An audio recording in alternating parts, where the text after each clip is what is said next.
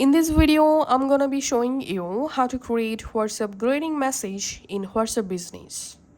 So first of all, make sure you have installed the WhatsApp Business app on your phone and log into your WhatsApp account using WhatsApp Business. Now from your WhatsApp, go to Tools.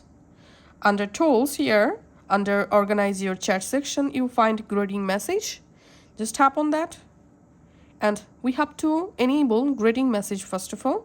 So turn on send greeting message. So you can see great customers when they message you the first time or after 14 days of no activity. And this is the greeting message. Just tap on greeting message and here you can just go ahead and edit or write your greeting message. By tapping on this emoji icon, you can add an emoji to your greeting message just like this. And then tap on recipients. And here you can change who receives your greeting message. You can select everyone.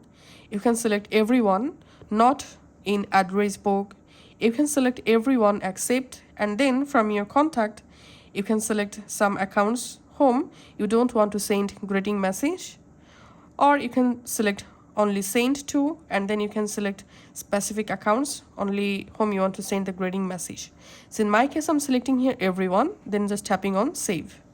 And we can see the greeting message successfully enabled and saved.